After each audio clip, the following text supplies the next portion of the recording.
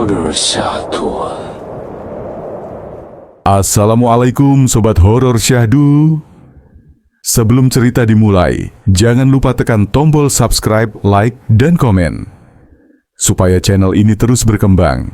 Dan jangan lupa bersolawat di kolom komentar agar kelak kita semua mendapat syafaat Nabi Muhammad Shallallahu Alaihi Wasallam.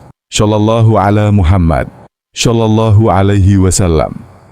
Malam itu, hujan tidak sekadar jatuh dari langit, ia turun membawa ajal. Desember 2025 menjadi saksi ketika air naik tanpa peringatan, menelan rumah, memisahkan keluarga, dan merenggut nyawa bukan karena derasnya arus semata, melainkan karena bantuan yang datang terlalu lama. Di tengah gelap dan dingin, ada tangisan anak yang tak sempat diselamatkan, jenazah yang menunggu di masjid, nama-nama yang dibacakan terlambat, dan satu kesaksian memilukan tentang bagaimana waktu bisa lebih mematikan daripada banjir itu sendiri. Ini bukan sekadar cerita bencana. Ini adalah suara mereka yang menunggu pertolongan sampai napas terakhir. Mari kita lanjut ke ceritanya. Nama saya Iskandar. Saya tidak pandai bercerita, tapi malam ini saya merasa wajib bersaksi. Karena kalau saya diam, air itu seolah datang lagi, menutup suara orang-orang yang sempat berteriak minta tolong. Hujan turun sejak sore. Di Aceh, hujan bukan hal aneh. Kami sudah terbiasa hidup berdampingan dengan langit yang sering murung. Tapi hujan kemarin terasa berbeda. Lebih berat, lebih lama. Seperti ada sesuatu yang ditumpahkan sekaligus dari langit. Saya masih ingat, jam di dinding menunjukkan hampir pukul 8 malam. Listrik sudah padam sejak maghrib. Istri saya menyalakan lilin, anak saya tertidur di pangkuannya. Dari luar rumah terdengar suara sungai. Bukan gemericik seperti biasa, tapi deru panjang, berat, seperti napas orang tua yang sedang marah. Sekitar setengah jam kemudian, tetangga berteriak dari luar. Suaranya pecah oleh hujan. Air naik cepat. Saya membuka pintu, air sudah setinggi mata kaki. Dalam hitungan menit, air itu naik sampai lutut. Saya belum sempat menyelamatkan apapun selain satu tas kecil berisi surat-surat. Rumah kami, seperti banyak rumah lain di kampung itu, mulai dimasuki air coklat pekat, membawa ranting, sampah, dan bau lumpur yang menusuk. Kami berlari ke arah masjid, tempat yang sejak dulu kami yakini paling aman. Di sepanjang jalan, saya melihat orang-orang menangis, berteriak memanggil nama anggota keluarga yang terpisah. Ada yang terseret arus kecil di gang sempit, ada yang terpeleset dan tidak bangun lagi. Air semakin tinggi. Dada saya terasa sesak, bukan hanya karena lelah, tapi karena ketakutan yang belum pernah saya rasakan sebelumnya. Tidak ada sirene, tidak ada peringatan, tidak ada bantuan. Di masjid, ratusan orang berkumpul, basah, kedinginan. Anak-anak menangis tanpa henti. Kami menunggu perahu, menunggu petugas, menunggu kabar. Tapi malam itu yang datang hanya hujan dan air yang terus naik. Sekitar tengah malam, seorang lelaki tua di sudut masjid terdiam. Awalnya kami kira dia tertidur, tapi ketika disentuh tubuhnya sudah dingin.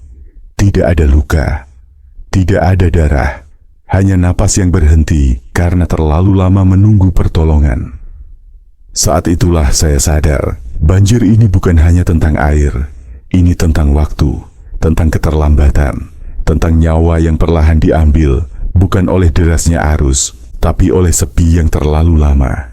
Dan malam itu, di tengah gelap dan bau lumpur, saya berjanji pada diri sendiri, jika saya selamat, saya akan menceritakan semuanya, karena tidak semua yang meninggal sempat bersuara. Ini baru permulaan. Air belum surut, dan kisah ini belum selesai. Pagi datang tanpa matahari, langit masih gelap, hujan hanya berubah menjadi gerimis tipis yang terasa lebih menyakitkan karena dinginnya meresap sampai ke tulang. Air di dalam masjid sudah setinggi betis orang dewasa. Kami berdiri berdesakan di atas sajadah yang terendam. Sebagian naik ke mimbar, sebagian lagi memeluk tiang agar tidak terjatuh.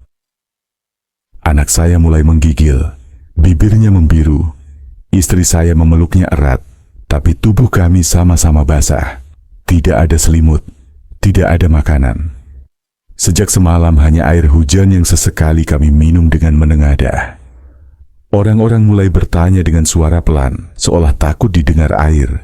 Kenapa belum ada bantuan? Apa jalan sudah putus? Apa kami dilupakan? Saya mencoba keluar masjid untuk melihat keadaan. Arus di luar lebih deras dari malam tadi. Motor-motor hanyut, kandang ternak roboh, dan saya melihat sesuatu yang membuat kaki saya lemas. Sebuah tubuh tersangkut di pagar besi rumah warga. Saya mengenalnya, tetangga satu lorong. Semalam masih sempat menyapa saya. Saya kembali ke dalam masjid tanpa berkata apa-apa. Tidak sanggup, di dalam seorang ibu melahirkan dengan bantuan seadanya. Tangis bayi pecah di tengah bencana, bercampur tangis orang-orang yang takut kehilangan harapan. Bayi itu hidup, tapi ibunya sangat lemah. Tidak ada bidan, tidak ada obat. Hanya doa yang diucapkan berulang-ulang. Menjelang siang, air semakin naik. Kami memindahkan anak-anak ke bagian atap masjid. Beberapa lelaki berenang bolak-balik, menolong warga yang terjebak di rumah masing-masing. Ada yang kembali, ada yang tidak. Kami mendengar kabar simpang siur. Katanya bantuan sudah berangkat. Katanya perahu karet rusak. Katanya petugas terhambat cuaca. Semua katanya itu terdengar seperti janji yang menggantung di udara. Sementara di depan mata kami, satu persatu orang mulai jatuh sakit. Seorang kakek yang sejak pagi batuk-batuk tiba-tiba kejang. Kami berusaha menahannya agar tidak jatuh ke air. Mulutnya berbuih. Beberapa menit kemudian, dia diam. Lagi-lagi kami hanya bisa menutup wajahnya dengan kain basah. Tidak ada ambulans, tidak ada evakuasi. Saya mulai marah. Bukan pada hujan, bukan pada sungai, tapi pada sepi yang terlalu lama. Pada waktu yang berjalan lambat, sementara nyawa manusia berjalan cepat menuju akhir. Saat sore menjelang, akhirnya terdengar suara mesin dari kejauhan. Semua orang berdiri. Ada yang menangis, ada yang berteriak memanggil. Tapi suara itu menjauh lagi. Entah berbelok, entah mati. Malam kedua pun datang. Lebih dingin, lebih sunyi. Dan di hati saya mulai tumbuh ketakutan baru. Bagaimana jika kami harus menunggu satu malam lagi? Malam ketiga terasa lebih panjang dari 2 malam sebelumnya. Lilin sudah habis. Kami hanya mengandalkan cahaya dari ponsel yang baterainya tinggal garis merah. Satu persatu ponsel mati, membawa serta harapan untuk menghubungi siapapun di luar sana. Air akhirnya berhenti naik, tapi tidak juga surut. Diamnya justru lebih menakutkan, seperti binatang besar yang sedang menunggu. Bau lumpur bercampur amis mulai menyengat. Beberapa orang muntah, beberapa lagi demam tinggi. Anak-anak menangis tanpa suara, mungkin sudah kehabisan tenaga. Di sudut masjid, jenazah sudah bertambah. Kami menyusunnya berderet, dibungkus seadanya dengan sarung dan kain mukena. Tidak ada yang berani menghitung dengan suara keras, tapi kami semua tahu jumlahnya terus bertambah. Setiap beberapa jam, selalu ada yang tidak bangun lagi. Seorang pemuda bernama Fikri, yang sejak awal paling aktif menolong orang, tiba-tiba roboh. Kakinya terluka sejak siang, terkena seng saat berenang. Luka itu dibiarkan karena kami pikir tidak parah. Tapi malam itu, badannya panas seperti terbakar. Napasnya pendek-pendek. Sebelum subuh, dia pergi. Diam, tanpa keluhan. Ibu Fikri menjerit begitu tahu. Jeritannya memantul di dinding masjid, lalu tenggelam oleh hujan yang kembali turun. Tidak ada yang bisa menenangkannya, karena kami pun sama hancurnya. Sekitar pukul 3 pagi, terdengar suara orang minta tolong dari arah kampung sebelah. Suaranya lemah, terbawa angin. Beberapa dari kami ingin keluar, tapi arus terlalu deras dan gelap. Kami hanya bisa berteriak balik, memberitahu bahwa kami juga terjebak. Suara itu lama-lama hilang. Sampai hari ini, saya tidak tahu apakah orang itu selamat. Saya duduk memeluk lutut, menatap air yang berkilau gelap. Di kepala saya, satu pertanyaan terus berputar. Apakah nyawa kami memang tidak cukup penting untuk diselamatkan lebih cepat? Menjelang subuh, hujan berhenti. Suasana menjadi sangat sunyi. Sunyi yang tidak menenangkan. Sunyi yang membuat setiap napas terdengar jelas. Di antara sunyi itu, saya sadar banjir ini telah mengubah kami. Bukan hanya mengambil rumah dan harta, tapi juga kepercayaan bahwa bantuan akan selalu datang tepat waktu. Dan saat azan subuh berkumandang dengan suara serak dari pengeras suara yang hampir mati, saya tahu satu hal. Jika hari ini bantuan belum juga datang, mungkin tidak semua dari kami akan melihat matahari lagi. Matahari akhirnya muncul, pucat dan malu-malu, seolah enggan melihat apa yang telah terjadi. Cahayanya memantul di permukaan air keruh yang menggenangi kampung kami. Dari atap masjid, pemandangan itu seperti negeri asing, rumah tanpa dinding, jalan tanpa arah, dan barang-barang hidup yang kini tak bernyawa. Kami menyambut pagi dengan tubuh lemas dan perut kosong. Beberapa orang mulai berbicara sendiri, tatapannya kosong. Anak-anak tidak lagi menangis, justru itu yang membuat kami takut. Diam mereka terasa seperti tanda menyerah. Sekitar pukul 9 pagi, suara mesin kembali terdengar. Kali ini lebih dekat. Semua orang berdiri, berdesakan ke sisi masjid. Saya melihat 2 perahu karet muncul di ujung jalan. Hanya 2, untuk ratusan jiwa. Petugas berteriak meminta kami tenang. Tapi, bagaimana mungkin tenang ketika kami sudah menunggu berhari-hari? Orang-orang saling dorong.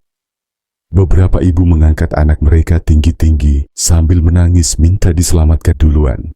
Saya melihat seorang bapak pingsan karena terlalu lama berdiri di air. Evakuasi dimulai, tapi berjalan lambat.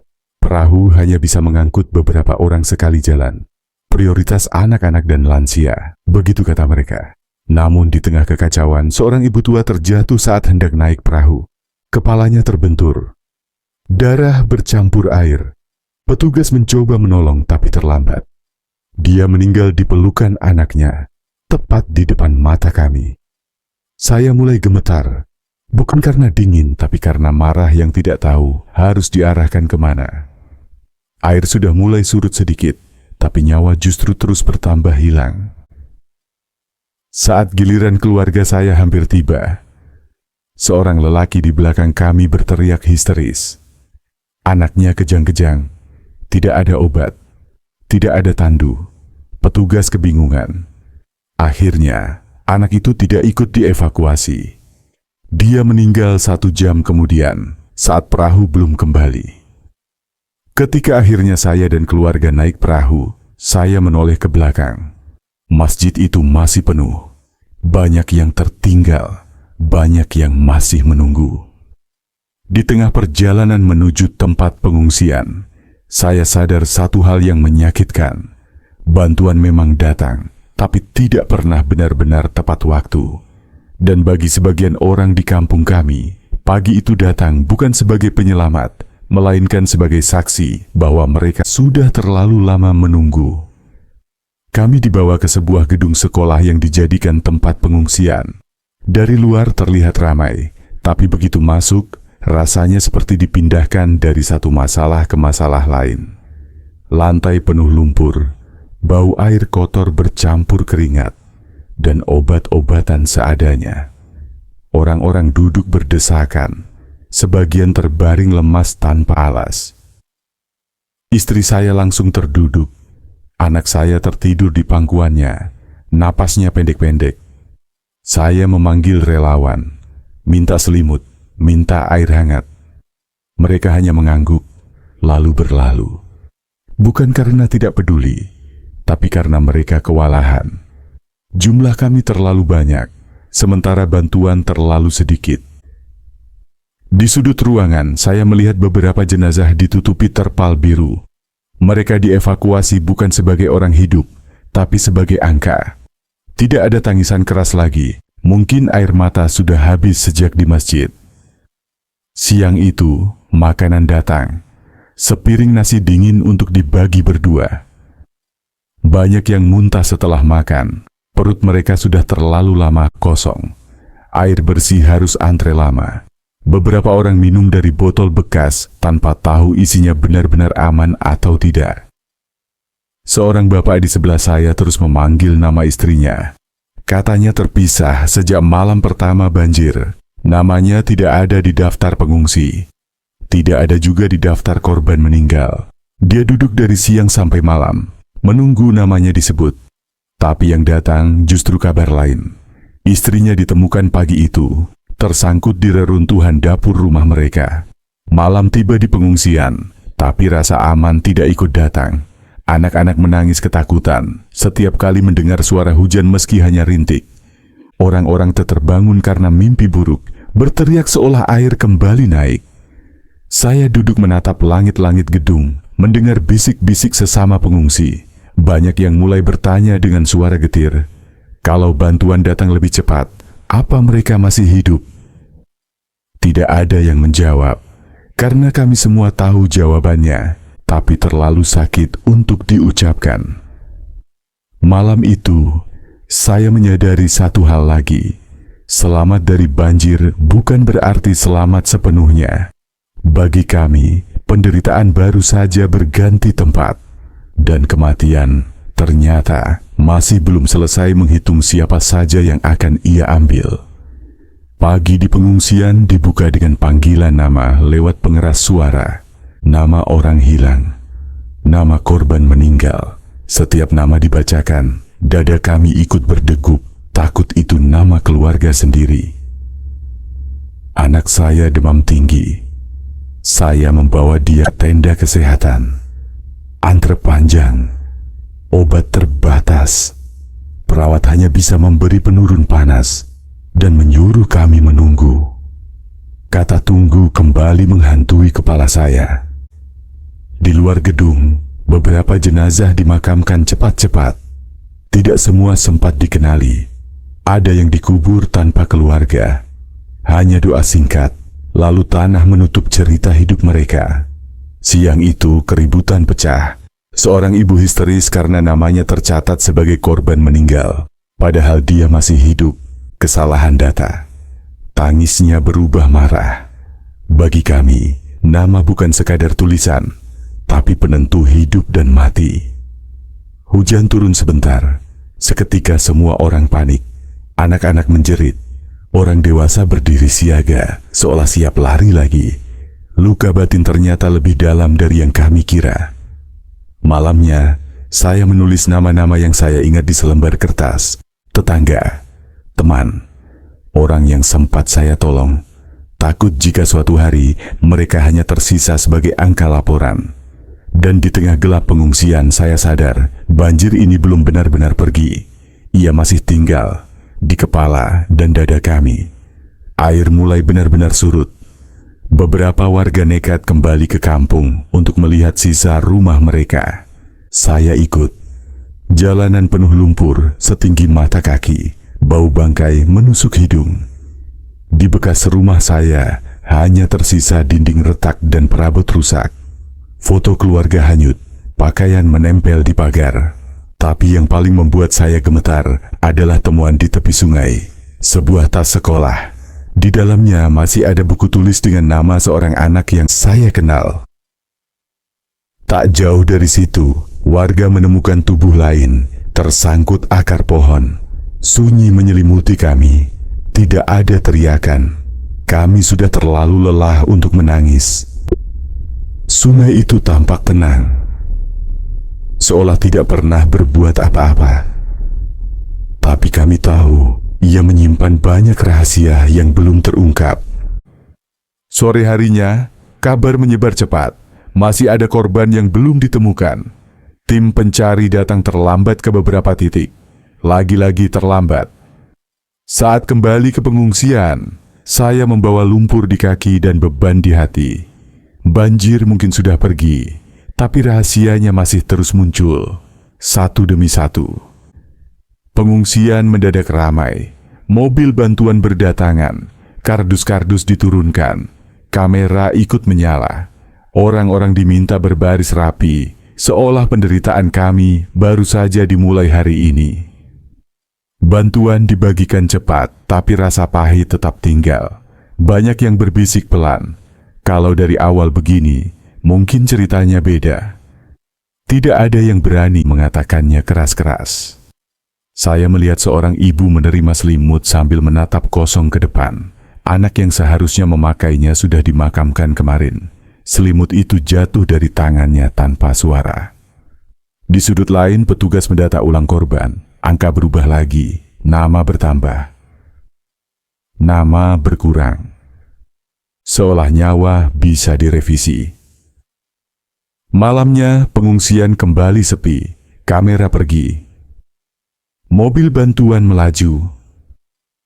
Yang tersisa hanya kami, kenangan, dan pertanyaan yang tidak pernah benar-benar dijawab.